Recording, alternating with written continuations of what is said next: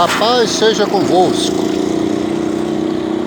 Eu, como profeta de Deus, cuja Bíblia diz que nós temos que sermos a casa do Espírito Santo.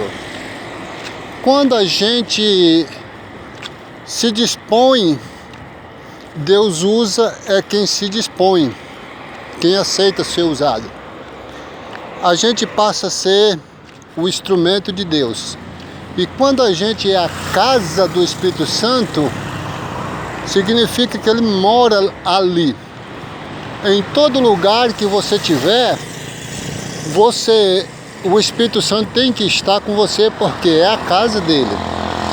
É certo que o Espírito Santo tem a chave daquela casa. E ele pode até sair, dar uma voltinha por ali, é um exemplo, uma ilustração, mas ele entra a hora que ele quer para continuar morando.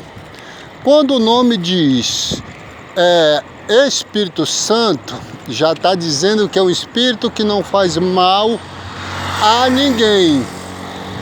É o Espírito que não abomina criatura humana.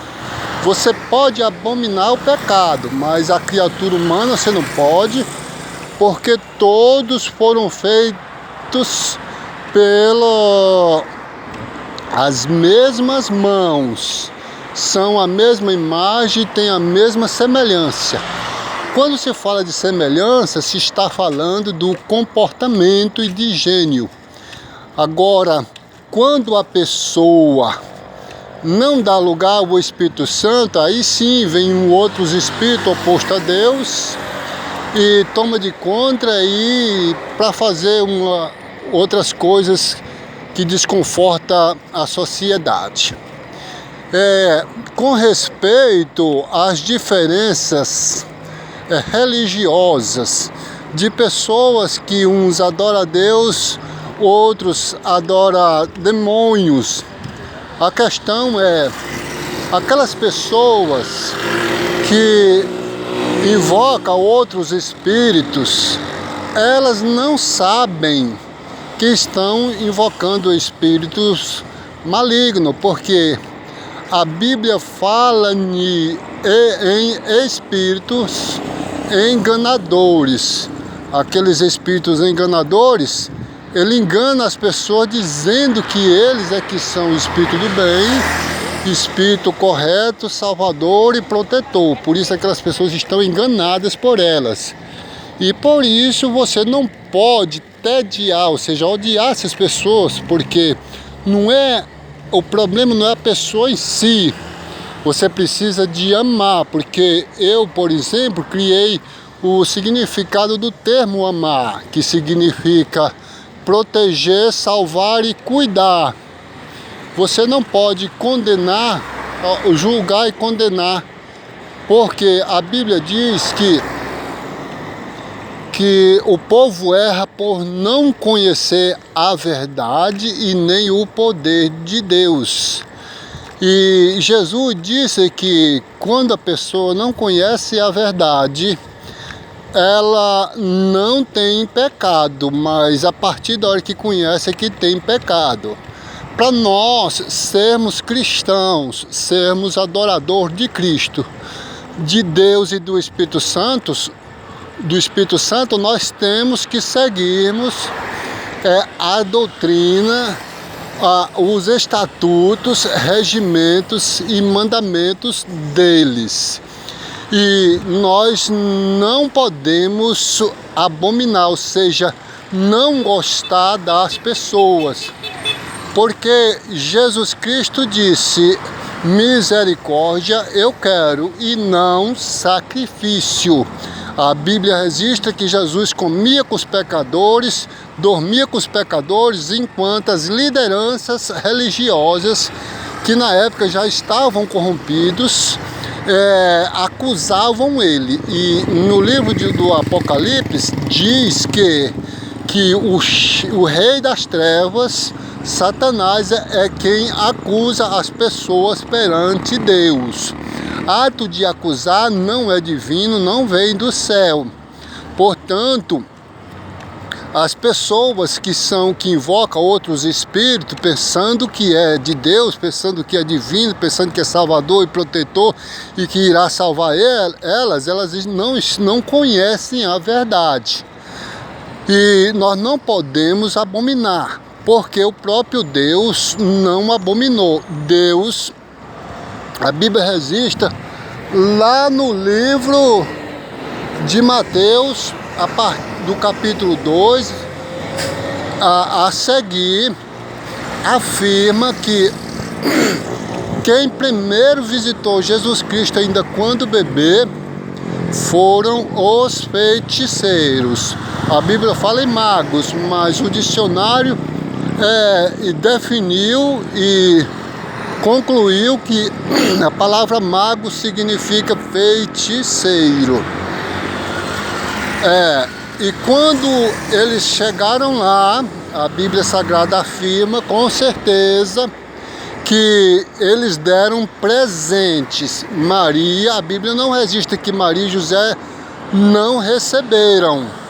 E Deus, como Pai de Jesus, Jesus Cristo como bebê, quem responde é o Pai. E Deus falava para José e para Maria o que deveria fazer ou não fazer, aceitar ou não aceitar. E Deus não falou para Maria e nem para José que não aceitasse os presentes dos feiticeiros.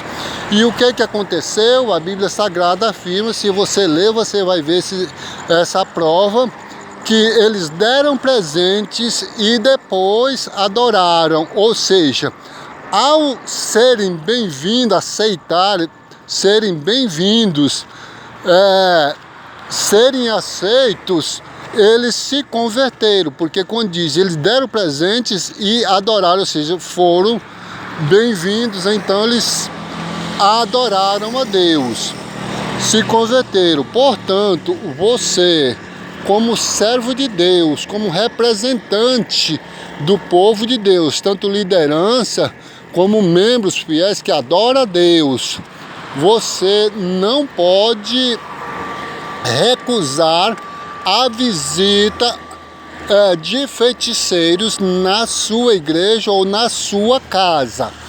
Porque quando você aceita eles visitar o Filho de Deus aí na sua igreja, simplesmente eles vão sentir bem-vindos, bem aceitos e irão se converter.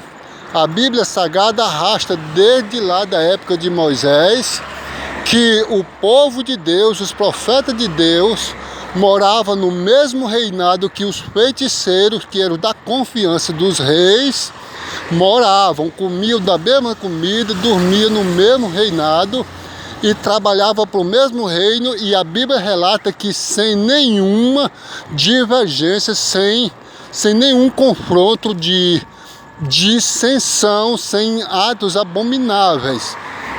O rei Nabucodonosor, Deus, quando o povo de Deus se corrompe, é normal, isso é normal. Eu estudei a Bíblia Sagrada de um lado ao outro, é normal. Quando o povo de Deus se corrompe, é normal eles serem escravizados.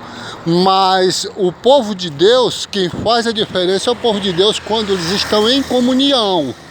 Se vocês afastarem os pecadores de perto de vocês, de perto da casa de Deus, eles não irão converter.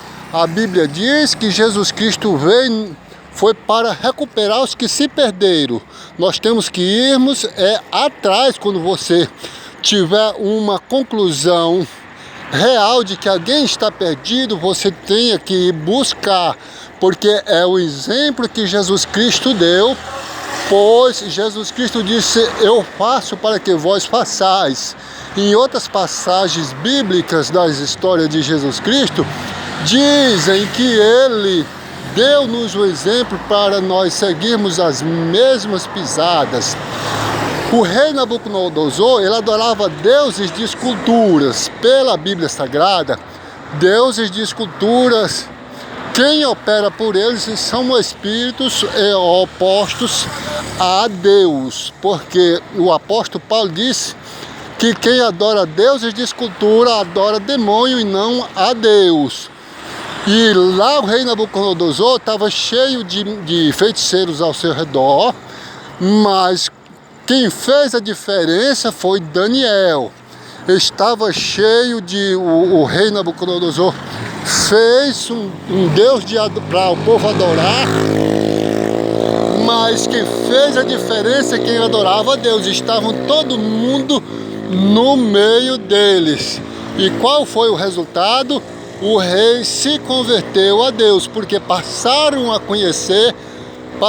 conhecer o Deus verdadeiro, porque tinha homem de Deus lá que não tinha medo de enfrentar leões, fogos, peixes, porque se Jonas disse, me joga no mar, significa que ele não tinha medo de peixe. Então enfrentou Golias, enfrentou besta fera, enfrentou meio mundo de coisa, porque eles confiavam em Deus. E o resultado foi convenção do rei Nabucodonosor. O Moisés, lá na época, antes dele ser levantado para salvar o povo da escravatura, tinha lei que era para matar todas as crianças macho, porque Deus tinha prometido que ia mandar um homem para salvar. O foi que Deus fez. Nós precisamos de confiar nesse Deus. Nós não podemos abandonar a nossa fé e ter medo de qualquer coisa, de qualquer pessoa. Porque a Bíblia diz que quem tentar salvar a vida perde-se-á, mas quem perder ganha-se-á a mesma. Aí, o que foi que Deus fez? Deus fez o próprio inimigo de Deus, o oposto do povo de Deus, criar o Salvador. E Moisés, como homem de Deus, criado pelo o homem que confiava em macumbeiro, ele morava lá, ele comia no mesmo reinado, morava no mesmo reinado, dormia por lá junto com os macumbeiros. A Bíblia fala que eram macumbeiros mesmo, porque eram magos é feiticeiros. Aí eles faziam milagre para confundir o rei, mas quem fez a diferença foi o homem de Deus. Então nós não podemos impedir que as pessoas que os bruxos ou pecadores vêm na casa de Deus para conhecer o Filho de Deus, porque a nossa simpatia, a nossa demagogia vai fazer com que eles sintam bem-vindos e aceitem e vão se converter ao Senhor. Aprenderam? Pois olha, da próxima vez vamos ver o que Deus tem mais com respeito à nossa fé, à nossa confiança e à nossa socialidade. Nós não temos espíritos malignos, o nosso espírito é santo. E o espírito é santo, ele é um espírito que não faz mal a ninguém.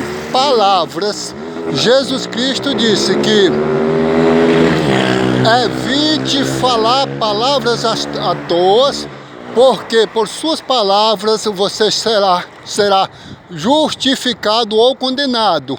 Jesus garantiu que as suas palavras podem te levar para o céu, mas pode te mandar para o abismo, porque as nossas palavras são o alicerce e o material principal do alicerce de toda a fundação e de toda a construção do seu prédio. Se você disparar elas, mas elas disparadas de forma desconcertante, elas se tornam como uma avalanche de uma serra muito alta que desce destruindo tudo e deixando sem forma de reconstruir de novo.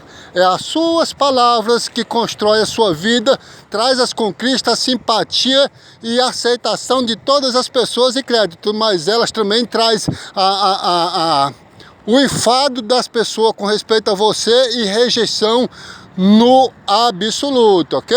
Amém. Deus abençoe.